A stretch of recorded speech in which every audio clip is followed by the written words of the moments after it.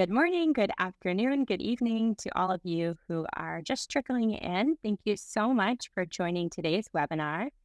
I will wait a few minutes, maybe just two, until we kick off with a round of introductions.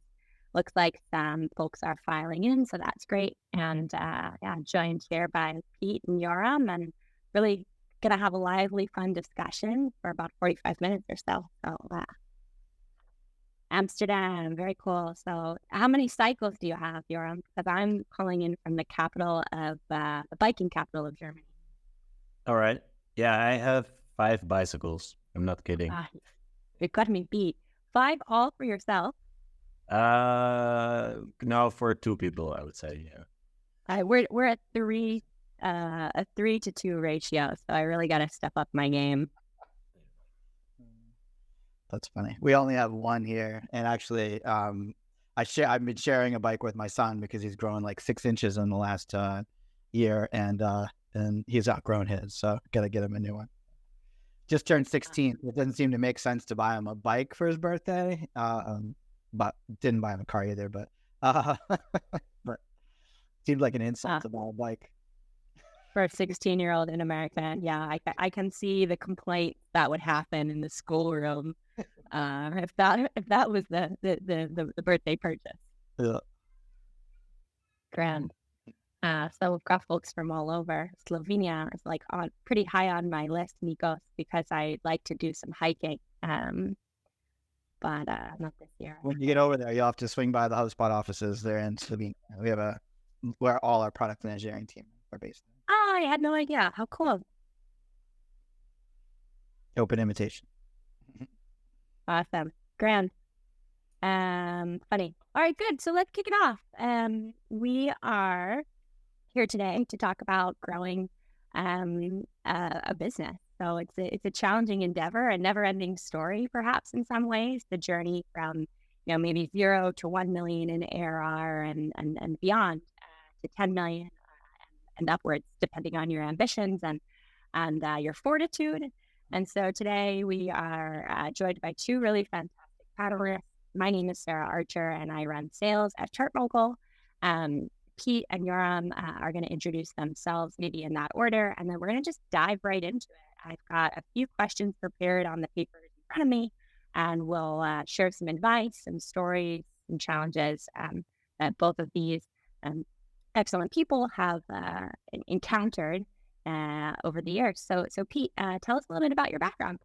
Cool. Hi, Sarah. Thanks for the intro. Pete Caputa, currently CEO of Databox, analytics software company, helping about 3,000 companies consolidate all their performance data into one spot so they can report and monitor and do a bunch of other funky stuff to help them improve their performance.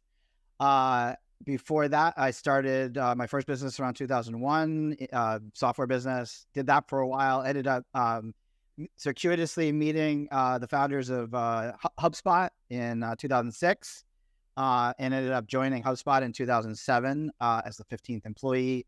Built the HubSpot Solutions, what's now called the HubSpot Solutions Partner Program there. I built it from 0 to about $130 million in annual revenue. Decided that then I wanted to be an entrepreneur again. So I ended up, started to talk to VCs, ended up meeting the founder of Databox, and they were going through a bit of a pivot and some changes. So I ended up joining as CEO of Databox, and that was about 7 years ago. So that's my background. For fun, big soccer fan, or as you guys like to say, football, and Gardner. How's that? Good? Awesome. Yes, fabulous. Yoram, your turn. Yeah, so Yoram Wijngaarde. I'm the founder and CEO of Dealroom. We're essentially a startup database, so I see there's a lot of audience from the US. You can think of us as a European Crunchbase. We're very well known in Europe. I think most of the top VC firms use our data to identify promising companies. We work with a lot of big tech companies on their innovation strategy. And we also work with a lot of governments around the world to kind of map out their tech ecosystem together. So I started the company 10 years ago. We're based in Amsterdam. My background is in finance. I used to be an investment banker at Lehman Brothers before I started Yoram. Very cool. Well, thank you so much for making time to prepare and participate in this exercise. I tease my friends and my partner, and I say occasionally, and I flirt with the idea of running my own company, but I think I'm a better hired gun. So I'm always excited to talk, to founders and CEOs who are, the visionaries behind the building over many, many years. And so I guess that's a reasonable question, just to get us into things. You've been doing this for more than 10 years. What inspired you to take the leap to become a founder and CEO? Yeah, so I could say that I'm passionate about startup ecosystems or about corporate finance, and I think that's definitely true. But I think the deeper underlying reason for doing something and sticking with it is that you somehow, or at least for me, to have this urge to prove myself to myself and to others, throw myself in the deep and show that I can climb out, kind of thing. Okay. Pete, you've got the HubSpot experience, but then, decided that you wanted to have at it on your own and do something different. So, what motivated that? Yeah. Well, unlike you, I'm not a very good hired gun. I don't take direction very well. At HubSpot, it was very entrepreneurial in the early days, and I was able to find a piece of the business that I could develop somewhat autonomously, within guardrails as well. But in the early days, I basically built, a program, a team, and obviously it was funded by HubSpot and lived inside HubSpot, but I got to make a lot of the strategic decisions on how to do it. As that program got really big, and an important part of the business, it also, I lost a bit of control for a variety of reasons that probably we could get into, but probably off subject. And so I wanted to do it again. I had started the business earlier and set the vision for that business, and where the way my brain works is I'm thinking about what I want to build the next 5 to 10 years. And that's what my brain just naturally obsesses over. And so I realized that I couldn't do that inside of another company where there's another CEO setting a vision that's different than the one I wanted to build. So that's really what drives me. It's less about the money or the glory, or even it's really just about inventing that thing that I think should exist in the world. Okay. Maybe a follow-up question for you, Pete. You've been building Databox for 7 years and counting. How has that changed? Is it the same as when you started, or have you taken any major turns one direction or another? Yeah, so we did a lot of things from the beginning that really helped us scale. And I'd say more recently we made changes, but I think we stayed true to some of the same stuff that we've done. So we've always been focused on product-led growth. That's been a key part of our success. We've also always been focused on content marketing and actually a specific way that we do it, where we're marketing with our audience and creating content with our audience. And then I would say that we've kind of carved out a piece of the market by being better in certain ways than some of our competition. And those three things, I would say, and I can get into details, but those three things would be the key. One thing that's interesting or challenging about our business is that the average contract value is quite low. Our average contract value is around $200 and some a month, $220 a month. And building a business with a relatively also complex product to build and also a complex product to set up for a user is challenging. And so leaning into product-led growth instead of sales-led growth, leaning into trying to make it better in certain ways so that it stands out for a certain segment of the customer base, or the certain segment of the market is really important. And so, yeah, I'd say that we've kind of stayed true to that. Over time, we've evolved and we've kind of taken some bigger swings. But those three things are we stayed pretty true to. Grand. Okay, yeah, I definitely want to dig into, some things around, being opinionated about what you're good at and maybe some of the go-to-market, strategy and tactic changes. But maybe first let's hear from Yoram, because it's my understanding that like maybe what you started out, your idea initially changed. And so the space you're in now is a little bit different rather than your initial thought and ambition. So would you give us some context there? Yeah, so Deal Room started, and that's where our name comes from, Deal Room. We wanted to create this kind of platform where VCs and startups could meet online and hash out deals. So it was kind of a European angel list more than a European Crunchbase in the beginning. And for a ton of different reasons that just didn't get off the ground. At some point, someone advised me like, hey, to get a marketplace going, you should just already start adding data about startups so that people at least have a reason to visit your website. So I started doing that, and we collected a kind of nice data set of the best European startups.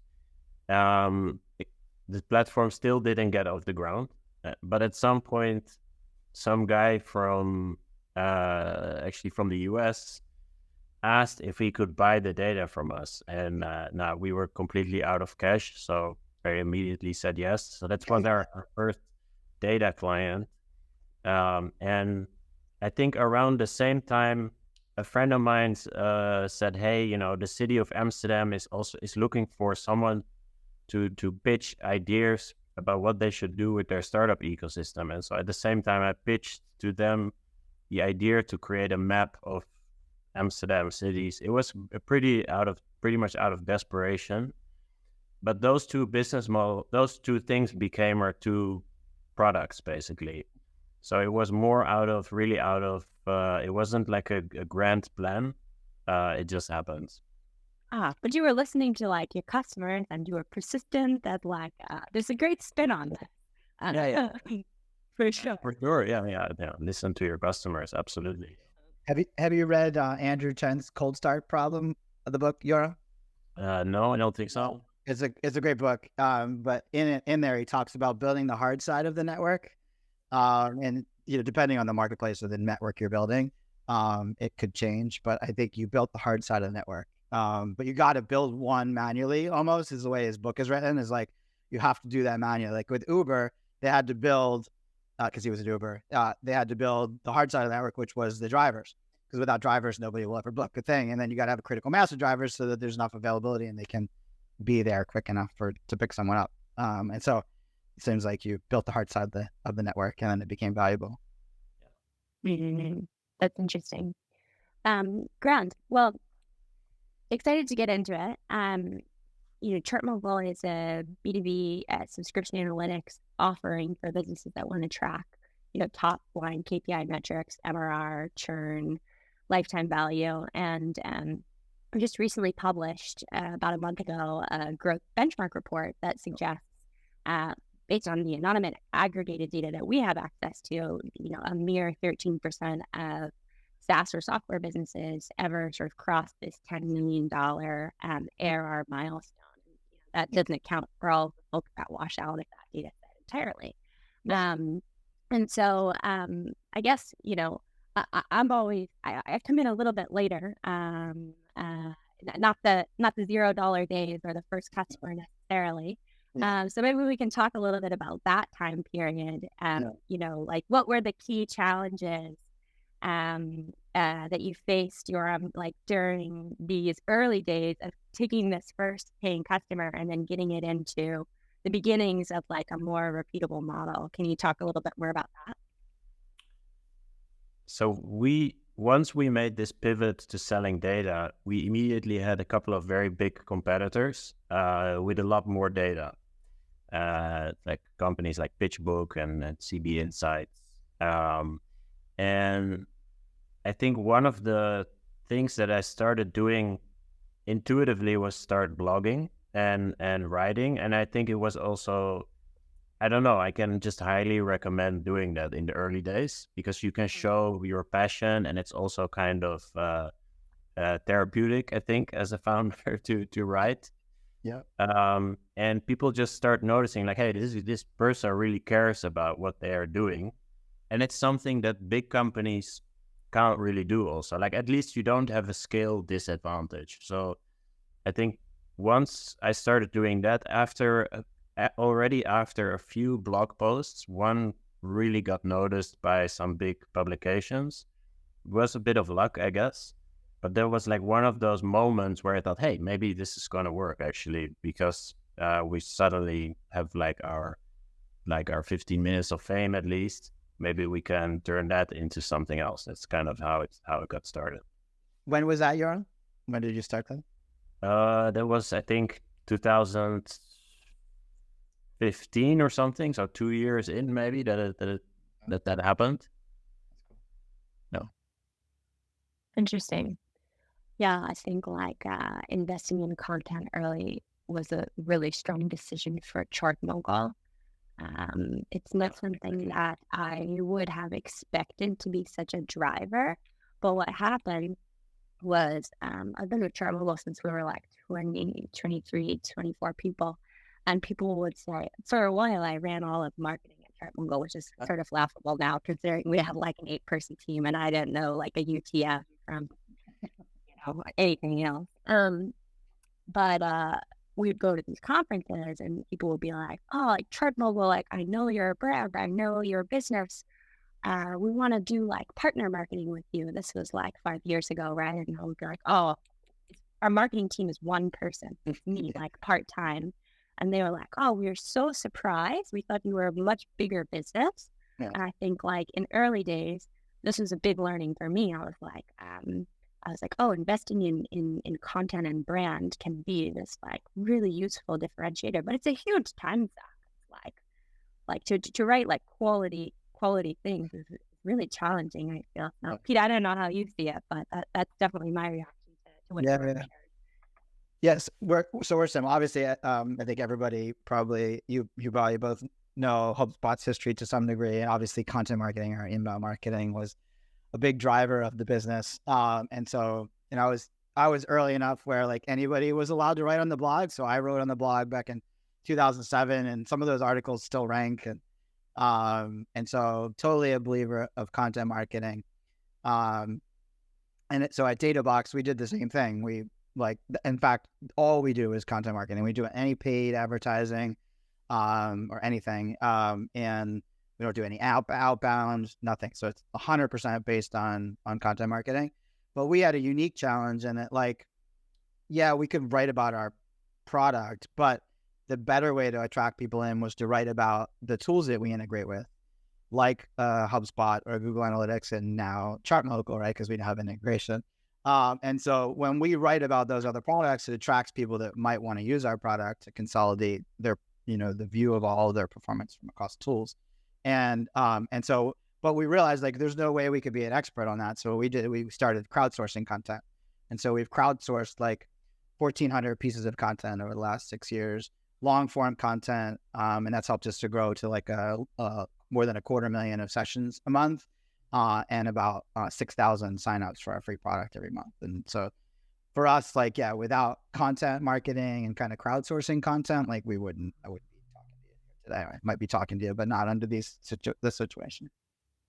So you're doing like, you're doing content marketing, but also sort of like this like PLG conversion, style before PLG was like PLG. Sounds like. Yeah, PLG's been around for a little while, but yes, we figured out that we could basically take and write content around, say, Google Analytics or HubSpot, and then we calls to action that are basically try our free product. And in that content that we write about HubSpot is a HubSpot CRM dashboard, for example.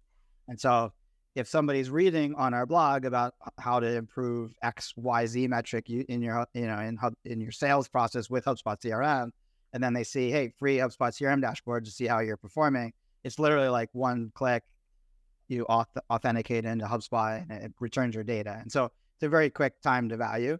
And so that's how we generate a lot of our signups, is through that process, and just repeating that. And since then, we have other points of conversion. We actually have a free tool where people can benchmark their performance with data from across 70 different tools. And then we also have about to launch actually a metric library where we've taken metrics that are available in other tools that we integrate with, and we've defined every metric, and there's like 3,400 and some metrics that we've recreated in our product that we can share content about to give people definitions and of metrics and how to improve certain metrics and things like that. So so we've done these kind of like PLG style conversion paths alongside the top of the funnel content that we crowdsource, and that's worked very well for us. And to your point, we've done it with a very small team. So basically 4 marketers. Yeah. That's interesting. Maybe a question for the both of you, because so far we've talked a little bit about content, brand, getting an idea off the ground and starting to validate it. How do you balance, looking for that feedback that says, oh, maybe I have something, with also building alongside from like a product or an engineering perspective. So I'm curious if either of you have opinions on how you start to validate what it is you're building while building it. What does that balance look like? Take that one first. Yeah, sure. So I think listening to your early customers is super important, obviously. For us, like I remember when we installed Intercom at the time, and Intercom, so that's this chat tool, right? And it was pretty new. It was kind of new at the time, but it was just a total game changer. I always felt extremely uneasy actually not being able to talk to our clients and or like users. We had a freemium model, and it just gave me like a direct channel. And I think for the first 5 years at least, I was myself also doing the chat. And I would highly recommend to not only stay on there, but also from hindsight, I should have actually all our hires should have been mandatory to be on the chat. It's seen as a really low level job, but you learn so much, and people I think that feedback looks like someone's telling you like, hey, what if you added this or that feature? But that feedback exists and is usually useless. Actually, you don't want your users to tell you what kind of features to add, but they give you feedback more like I can't log in, or I don't understand how this works. That is the kind of feedback that's extremely valuable, where you just notice that what's in your head, actually, that's not how your users are using your product. And that's the kind of thing that you need to know. Yeah. Absolutely. I'm smiling because I had I was with my dearest friend, and I said, I'm ready for this feedback. I said, what is my fatal flaw? And she said, your fatal flaw is that you think everyone perceives the world the same way you do. And it's sort of like an extension of what you've described. We certainly get in our own heads, and we're very like ChartMogul academic-y. And then you like watch a customer trying to use the app, and you're like, oh, it's like they're totally lost. This is like super not intuitive, right? Yeah. Not to mention like what they're trying to interpret on charts is complicated to them. Most people aren't living in SaaS unit economics world all day, right? It's like they check it once or twice a week, and they have to reorient themselves to the definition of that metric or what that chart. Yeah, totally. And also like assume some data literacy, which is right. Which you can't assume. The general population doesn't have it. Unfortunately, we have the same issue, right? But we're the same in that Intercom is actually a really valuable tool for us. It's actually where the majority of our qualified sales opportunities come from.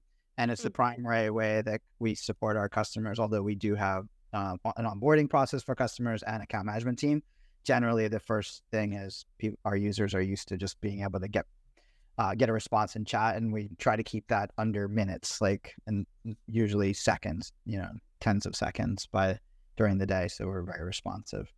And so chat is a huge thing. We also have a roadmap site where people can submit ideas and vote for them. And I agree with Yoram that you don't want your product direction to be directed by your customers, but in aggregate, when they say, hey, when 100 or 200 customers say, I would like to do this in your product, it's a really good signal. And it's usually a usability thing. It's usually because they're stopping them from doing something that they want to do as opposed to something that they dreamed up of. And so I think that's a really important thing. I'd also say in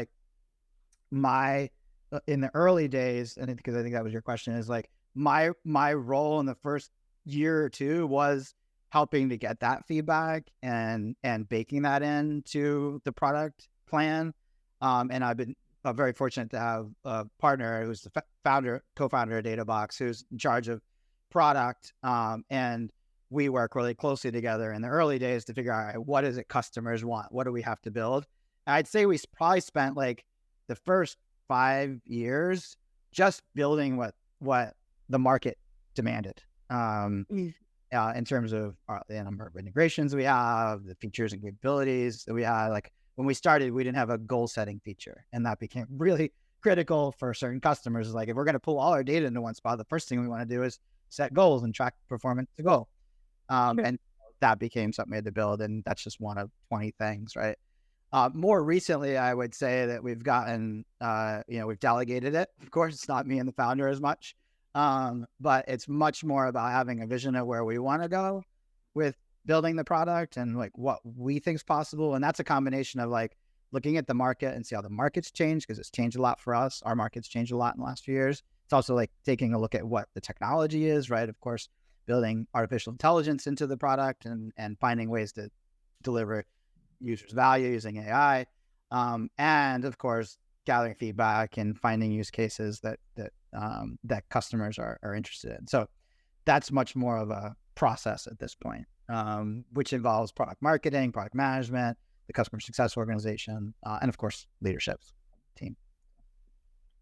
And so you both were using Intercom for reactive support where customers could reach out to you directly, or were you doing something additionally? We do. So we have the chat pane available in the app and on the website, so people can start a chat whenever they want. But we also send automated, personalized, targeted messaging based on what the user has and hasn't done in the app, which then forces them to respond. Oftentimes, they're not responding to the question we ask or the thing that we send them, but it's just oh, there's a message. I can talk to them, and I'm going to ask them the question that I had in my brain from yesterday. Yeah. But yeah, so it's reactive. Yeah, exactly. Users almost always do something different than what you had in mind. And I think also if you get the chance to be with a user while they use the product, and you can kind of look over their shoulders without them knowing, or that is ideal, because that is the only moment that you actually really understand what is going on, and it's probably totally different than what you think. Yeah, I mean, it's the reason that we decided to build a CRM. Actually, quite interesting. It's of course, it's a big swing, right? And we used Intercom for 8 years. We've actually just recently moved off of it. But what we would do is I would look at the users who were doing the most web sessions. Who are the users that are using our product the most? And what are they doing? And we learned that actually a lot of our customers were largely already using our product like a CRM. They just had a deep link as a field on their ChartMogul record. And then they were clicking into, whatever CRM they might use, and then sending the customer an email. And so we, had the hopefully bright idea to say well, what if we just offered all this functionality in the existing UI, which we know that they like, spending so much time there anyway. So of course, it was, we took the decision a bit more carefully than this, but it was you could see active users in the product, and you could see some of what they were doing, but then you could also just ask them. what they were doing and how they were using the product. And I think that was quite helpful for us as well, in starting to really validate, why we were building, who we were building for, and what they wanted us to deliver. So I wasn't around for all that, but I can speak to it with some degree of clarity. Good. Well, maybe we should talk a little bit beyond maybe the first few customers, the first starting to find, some version of product market fit, which I don't know who, but someone talks about product market fit as a spectrum, and I really like that idea. So not like a switch you flip. But as you start to say, hey, we've really got something, now we want to grow our customers and maybe our commercial motion to go get more customers faster. Let's talk a little bit about what that looks like. I guess Pete, once you crossed this initial 1 million mark, how did you start to think about scaling, scaling beyond, exactly that? Yeah. I wouldn't say we nailed it. There was a few wrong turns that we've had to correct, but as I mentioned earlier, content marketing is the main driver, and so we figured out how do we go from 500 signups a month to 1,000 to 2,000, ultimately to where we are now, 6,000 a month, and that was fairly linear for the first 4 years. So it was we found the model, we just keep doing it. That started to flatten out. We got still we're growing year over year in terms of sign up volume, but it started to flatten out and not grow as fast. And so the other areas we invested in were in being as responsive as we can through chat, through customer support, being as thorough as we can in the evaluation process. So we go from a free plan to a free trial, and then that's sales assisted. So there's salespeople available who have expertise in our product and expertise in our integrations and can help people actually get close to fully set up in the product. And so that was a big lever. We then invested a lot in post-sale resources, an onboarding process, an account management process, and teams. And so we've kind of built out the CS function. I'd say we overshot a little bit. We actually, unfortunately, had to let some people go at the beginning of the year, just because we just got a reduced ROI on additional investment in headcount there. And so we've swung the pendulum a little bit back towards PLG, and trying to pick away at the friction points and expand the in-app onboarding process, launch additional features, and try to figure out how do we add more value to existing customers, in ways that are less people intensive. And so that's been our mode this year. The other big change I'd say we made is that we shifted a little bit away from a be better strategy to a be different strategy. I think if you read a lot about positioning and marketing, most companies try to just be better than their competition. And I'd say that's generally what we tried to do. We tried to be easier to set up. We tried to, we've built tools that are marketers really because their visualizations are more attractive and the UI and UX is more in line with modern software. And compared to some of our competitors where it still looks like a crappy table in the interface and, ugly fonts and colors and all that stuff. So that's kind of was our strategy for a while, is be better, be more comprehensive, have more integrations. Now and over the last year plus, we've been focused on how can we be different? What's different about our architecture, our engineering, and how we build our system that allows us to do something that's different than our competitors? And so that means launching a benchmarks product, which allows companies to compare how they perform against companies across thousands of metrics. That means doing things like automatic monitoring of your company's performance to identify anomalies and report that out to you, so you don't have to have a human sitting there checking numbers all the time.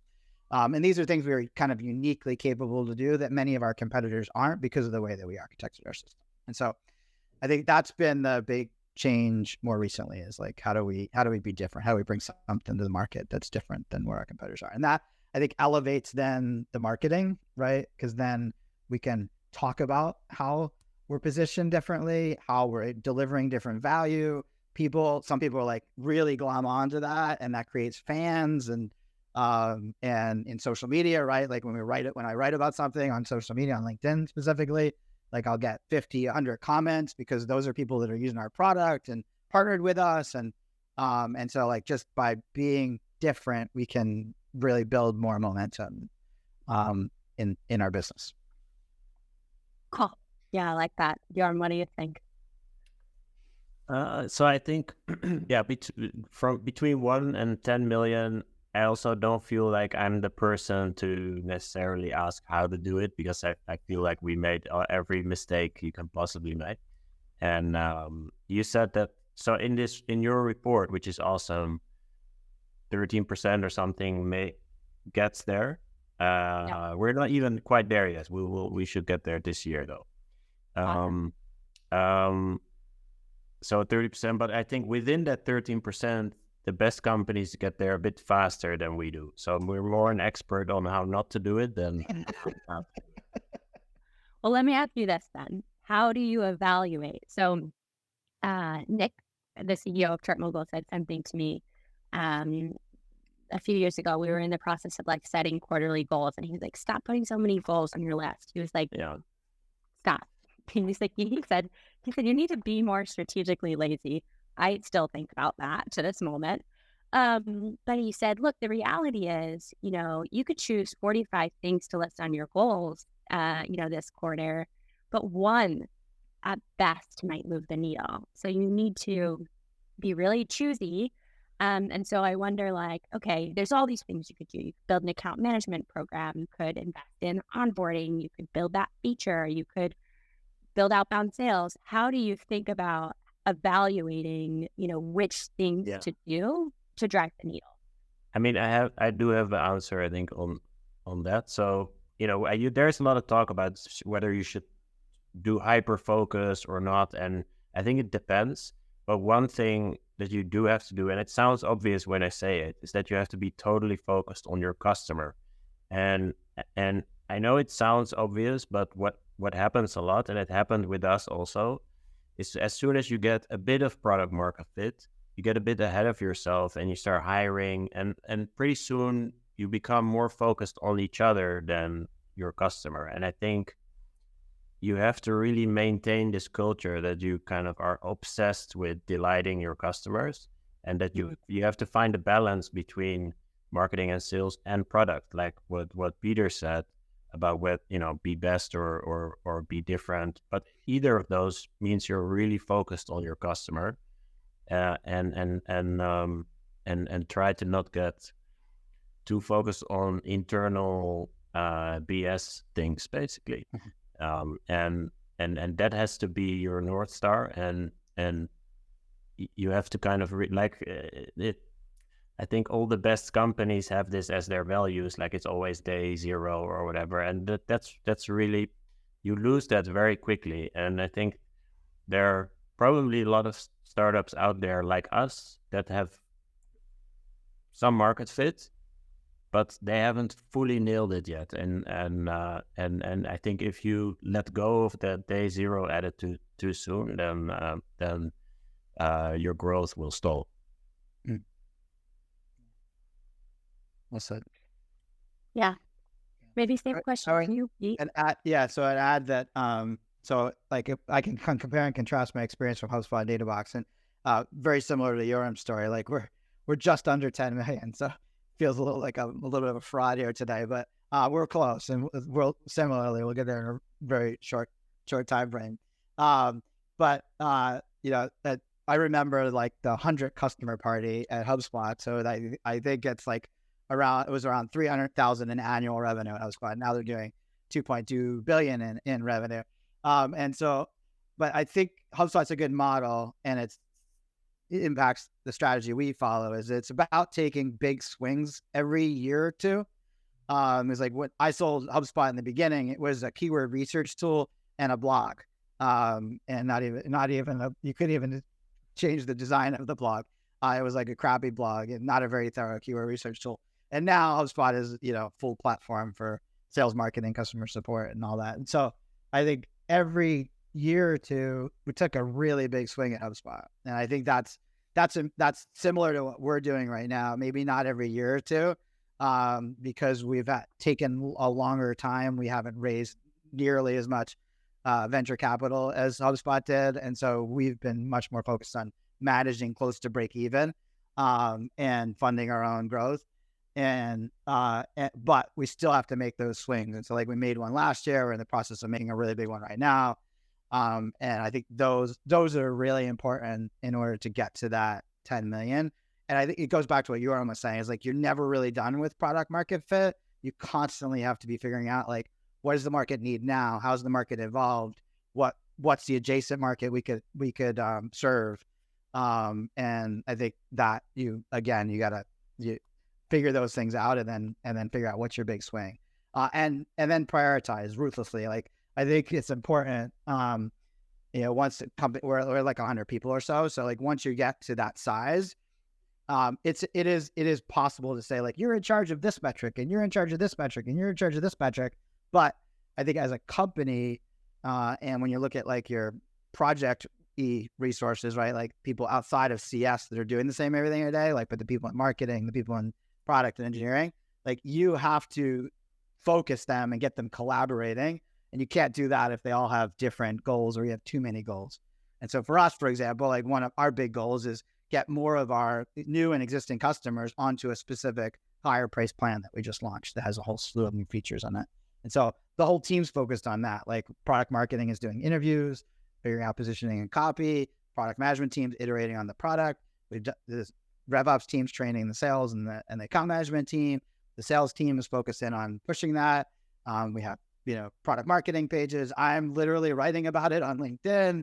Like everybody's kind of aligned around that one goal. And that's not the only one we have, but we'll keep that goal to about three goals per quarter where there's multiple people from multiple teams working on it. Got it.